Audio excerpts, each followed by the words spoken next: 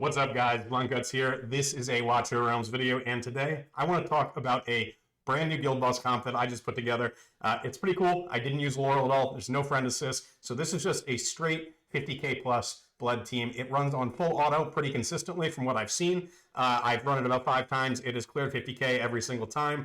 The comp itself is pretty straightforward. It's not anything brand new, but I was able to put something together that didn't require Laurel, and I was pretty psyched about that. So, full disclosure, I do have pretty good gear on this comp, so this is not something that somebody is going to, it probably isn't the comp that's going to push you over 50k blood. You're probably going to need to use friend assist for your first time at that, but once you do start to collect some better gear, it is completely possible to put together a 50k blood comp without using Laurel. There's none of that, recalling Laurel and putting her back in or having to use friend assist in order to do it. This is going to be a standard comp that you can run every single day.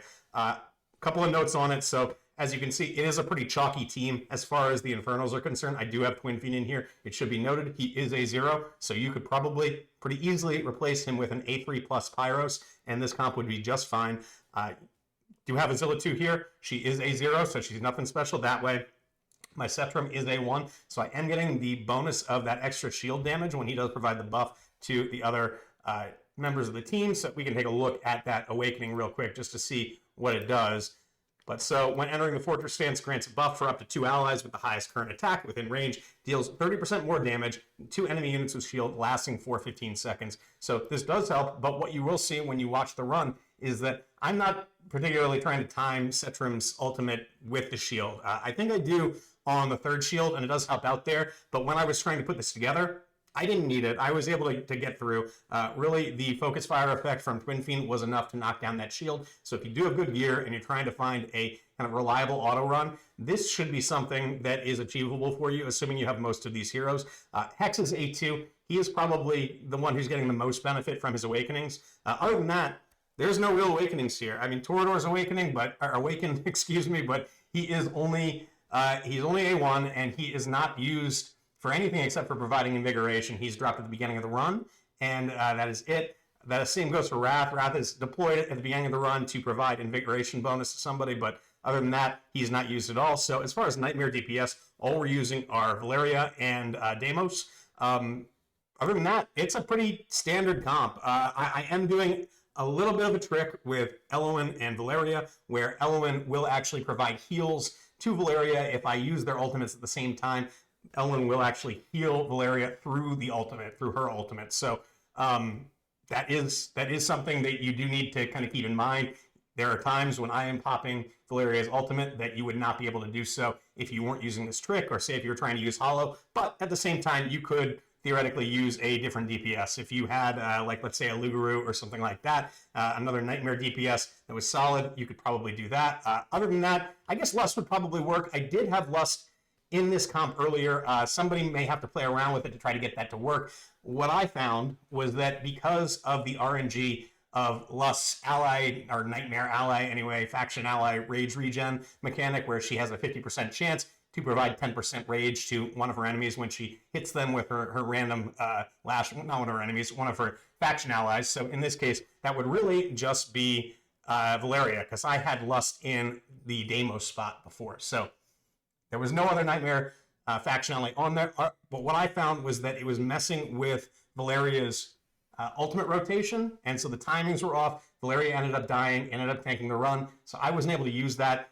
In another comp, if you had a different DPS in there, aside from Valeria, you probably could make it work, but I really don't have another solid option to put in as a Nightmare damage dealer, so I didn't use that.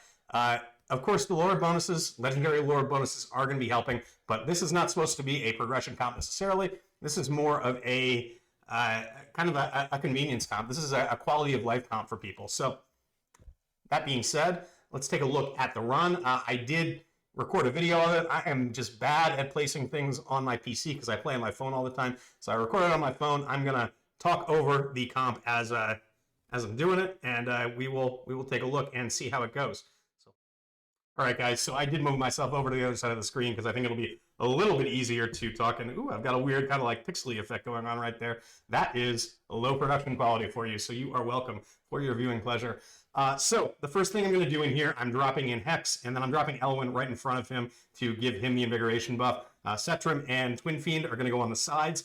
Setram, unfortunately, is not going to get an invigoration buff. I am dropping Zillitu and Deimos in the melee spots, and then I'm also going to drop Valeria in there. But before I drop Valeria, I am giving invigoration to Deimos and Zillitu with Torador and Wrath. They are going to get pulled out immediately. They're not going to get placed back again. There is no recalling and then kind of hero swapping in this comp beyond just that first invigoration buff, which is very nice and does make it a little bit easier on the auto run in my experience. So one thing to note, I have found that if I pop Valeria's ult at 4 minutes and 30 seconds, and this is with the new timings that came out with the patch, that she will survive. The first one that kind of sets up my whole rotation, and I'm more or less using it on cooldown from that point forward. The only times that I will be stopping and holding Valeria's ultimate is if I need to wait for Elwyn's buff to come up. But other than that, we are just kind of doing our best in this comp to try to align as many of the cooldowns as possible with Dolores' ultimate.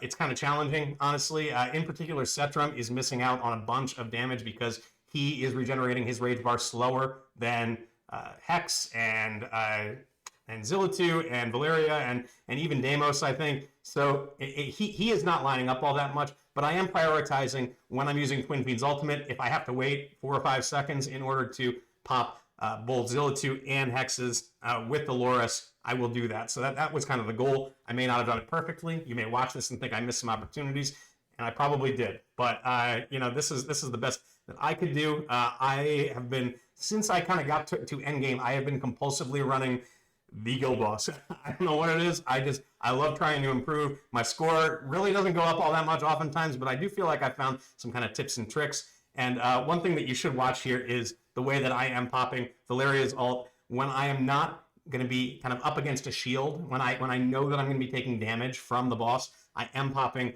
Valeria's ult and Elwyn's ult at the same time here. I think I'm going to do it right here. There we go. You saw it. I just popped them consecutively. So the idea here is that one of Elwyn's ticks from her ultimate needs to go off before Valeria's ultimate actually activates, and then it will actually stay on her. But they have to be popped kind of consecutively. So you have to double click on Valeria, and then you double click on Elwyn immediately afterwards, and it does work. So that does help. You might think to yourself, well, Valeria is outside of Elwyn's range right now. And that is true. Valeria is outside of the standard range. The reason being that she can keep herself up so long as she's not in the ultimate. But when Elwyn uses her ultimate, the range actually expands. So it's going to include Valeria in there, which is just really perfect for Valeria's skill set. I don't think that this interaction is intentional. I did make a video on it a while back. You can go watch that if you are interested in seeing kind of a more specific breakdown of how it works and where I actually go into the guild boss and show you mechanically how it functions. It does function the same way now as it did then, so they haven't fixed it since then. And that was, I don't know, maybe 2 months ago, something like that. So I don't think it's getting fixed anytime soon. Maybe it's supposed to be intentional. I don't know. I'm not questioning it because it really enables my Valeria, and she would not be anywhere near as good in Guild Boss without it. But other than that, I'm just kind of rotating through all of these different things. One thing I did do, and this was not necessarily something I had to do, but it was something that I felt like maximized the damage. I did try to line up several ultimates. So you'll see before the third shield, I did pause a little bit longer than normal so that I could pop all of the ultimates at the same time. I do have Dolores, Hex, Zillitu, and Setram all going at the same time. And the reasoning behind that is just I want to get through that shield as quickly as possible. I would have gotten through it anyway because my damage is high enough, but it would have taken a lot of time off the clock, and I want to get to that vulnerability state faster, and it is producing higher results. So I'm not sure where I end up on blood on this one, but as you can see, we're right at about the 1 minute mark. We are going to be at just about 47,000 when we get there. A little less, but just about there. And we're going to easily clear 50K. I think this run ends up at about 56K, which is pretty phenomenal considering the fact that my top when I am rotating Laurel in is about 60K. I think I've gotten about 60.5, like 60,500 blood is kind of my max score on this. But that was with using Friend Assist, bringing in Laurel. It's just a lot more work. And this comp does fantastic. And after the video is done, I will go and I will do an auto run for you. I've already wasted a key today and had to buy another one with gems, which kind of sucks. I am trying to be as thrifty as I can with all my gems, but you know, I had to splurge today, and it's because honestly because I fucked up. And I used the key when I thought I was in playtest mode. But in any case, I will show you a run. I'm probably going to stop it when there's about 5 seconds left, but you'll be able to see that it runs kind of smooth as butter on auto, and I do love that fact. I like doing the guild boss manually and trying to push for higher scores. I think that's a lot of fun. That's one of the things I really like in this game, especially at endgame. There are just not all that many ways to, it's like uncapped performance things here. So what we can see here is we've got Zilla 2 up top. We've got Hex coming in at 95 million. We've got Valeria at 91 million. And Deimos pulling a very respectable 84 million right now.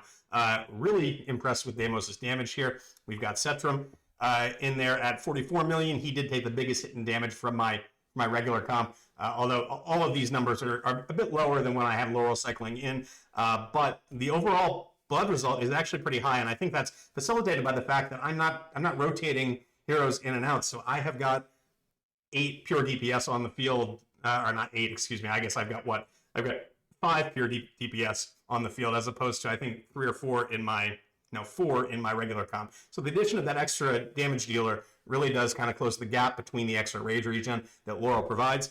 It's pretty interesting. Again, I'd love to use Lust in here. I think she would be ideal. And once I do have my Constance, I'm kind of trying to book her right now and book her. For those of you who didn't play Raid Shadow Legends, I'm trying to skill her up right now so that I can get her ultimate maxed out. And then I'm going to try to build a primarily fighter comp and use Constance as the main invigoration provider there. So that should be pretty cool. I think I can get 50k pretty easily with that as well, especially with Lust and a primarily Nightmare comp. I've been wanting to do that for a really long time. Honestly, since I pulled Torador, I've been wanting to do that. So that is something that should be in the works coming out soon. But let's take a look at the gearing on these heroes.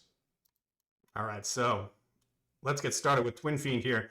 So Twin Fiend, Soulbound Arcana, of course. Obviously, right now, with the way that Soulbound Arcana is working, it is going to be your preferred gear set for pretty much any kind of guild boss content. Any place where you are popping ultimates very quickly, and not just your own, but also anybody on your team is popping ultimates, it is going to be the preferred gear set. It is going to give you a flat 50% damage boost, which, you know, as great as Infernal Roar is, that's only for auto attacks, or basic attacks, excuse me, and this is just everything. So there's no sacrifices you need to make, and it's 10% higher. So Soulbound Arcana is the clear winner right now. I have more heroes in Soulbound Arcana than I normally do. I guess I'm kind of lucky. The Gear Raid 3 boss just does not want to drop any Infernal Roar for me. I've been trying to get more than one Ancient Bangle that's usable for what feels like fucking ever, and I just can't get it to drop. But I do seem to get a lot of Soulbound Arcana for whatever reason. So given the way that the game is right now, that is not a bad thing. So I'm not complaining. But let's take a look at his stats here. So I did kind of diminish his stats a little bit here. This is not typically how I have him geared. He does have a lot of attack as I'm looking at it right now. So 16k attack, which is pretty solid. He is, well, we can go back to this screen and look at it. So he is, obviously, he's over crit cap. He's got 111 crit damage, or crit. He's got 321% crit damage. His attack speed is 342, which may seem kind of low to you. I think that if you do have a A3 Zilla 2 then, or higher, then you are probably going to want your Twin Feed built faster, because potentially you can fit in 3 Twin Feed ultimates into 1 Zilla 2 ultimate. My Zilla 2 is A0, so that's not an issue. Especially once you get him skilled out and you've got an artifact, either this exclusive like I have, or if you've got a Nightmare Samsara, one or the other, you are going to be able to cycle through his ultimate 2 times very, very easily. The timing is very, very good as far as I've seen. Honestly, he is more than fast enough. I end up waiting on using his ultimate in order to let Zilla 2 and other heroes get their ultimates back up before I do it. So he's more than fast enough. I could even drop some speed if I wanted to. So he is doing some work. I've been able to pile on some more offensive stats as a result of that, which is very nice. And as you can see, I don't even really have, well, I have 0 rage regen on him. I didn't realize that in this build. No rage regen, not necessary. So unless you're pushing higher with a higher Zilla 2, you don't need it. Setrum, we've got him. He's got 90k BP. Let's take a look at the stats, how they shake out when we add in the other bonuses. So 15.5K attack, that is pretty solid. His attack interval is down at 1.9 seconds. He's got just a touch under 400 attack speed. His crit rate is 82.5, which for him is crit cap as soon as he makes 18 hits against a single target, in this case the guild boss, so that's why I have him that way. Crit damage is 352. He is in probably the worst gear on the team, I would say, him or Deimos maybe. I'm not sure what the stats look like on Deimos. We'll have to see. My Zillatu is in pretty solid gear, 410 attack speed.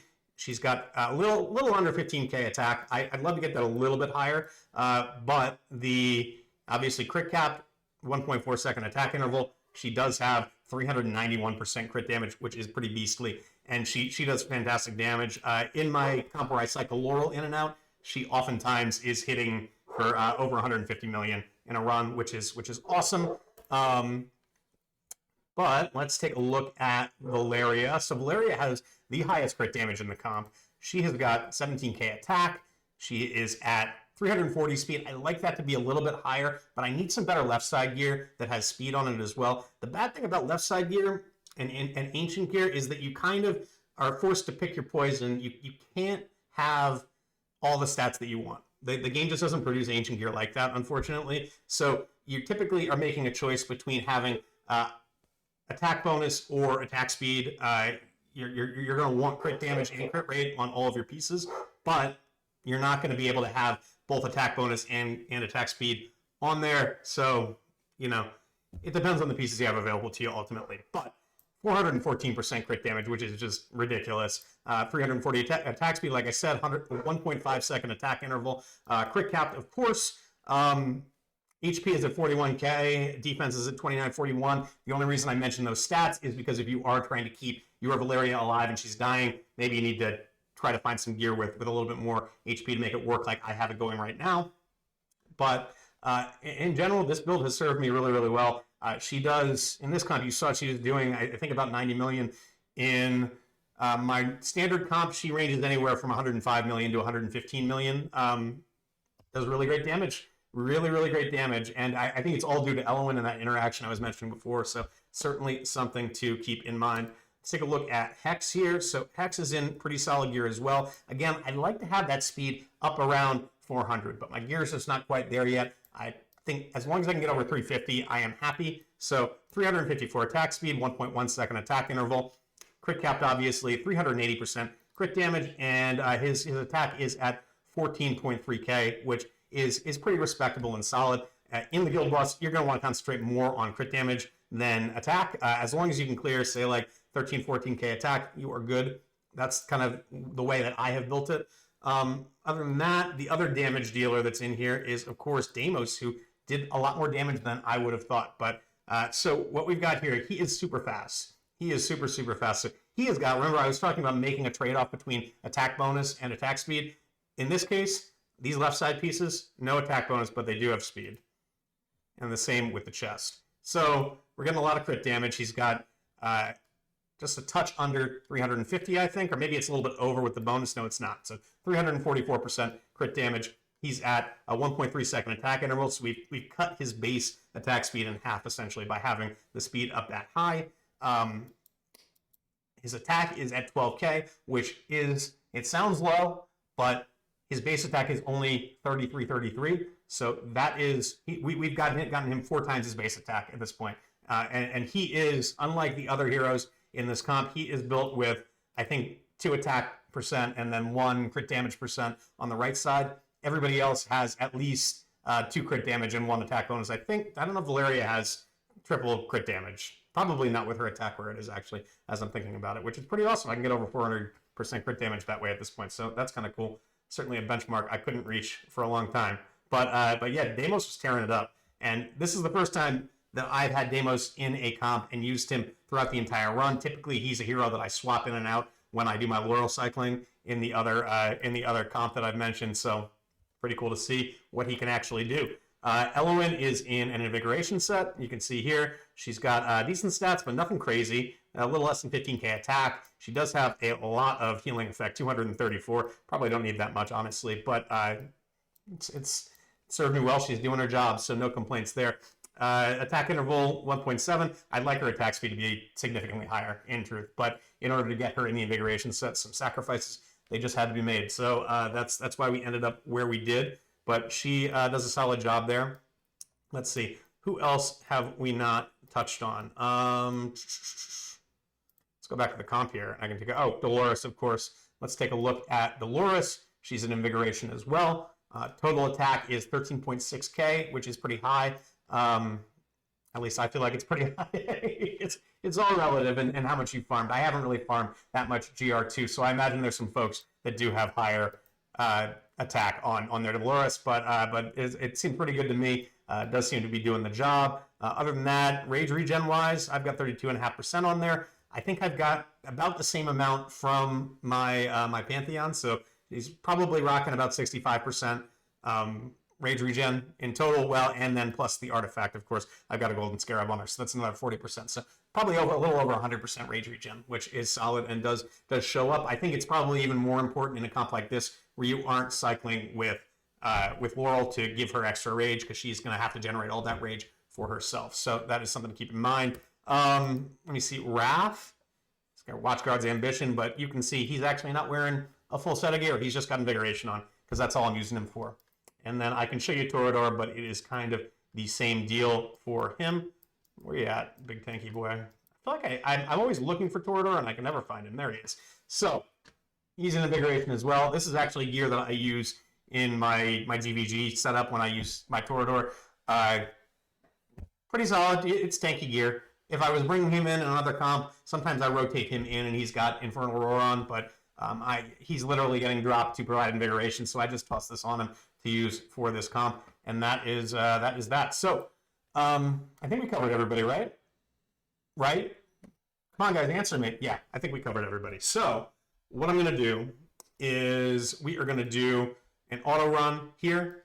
I'm going to show you that the comp works on auto here, be a little bit faster.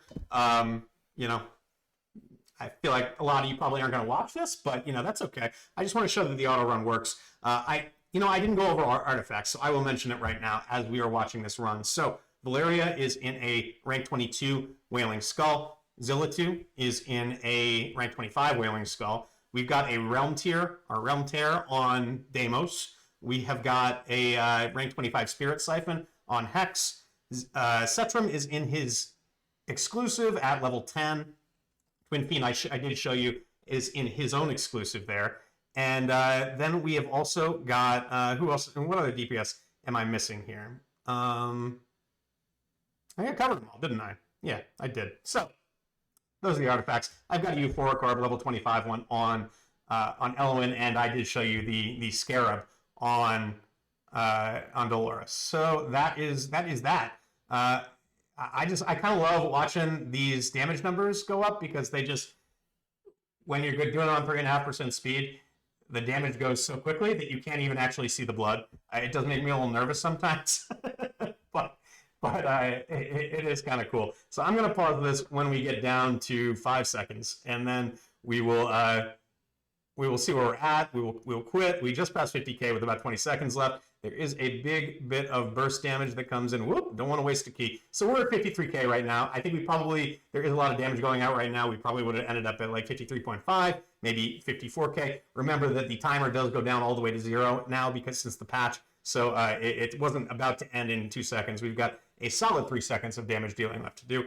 But as you can see, auto, this is one of the lower runs. I'd say more often than not, it ended up around 55 to 57k is where the auto run ended up.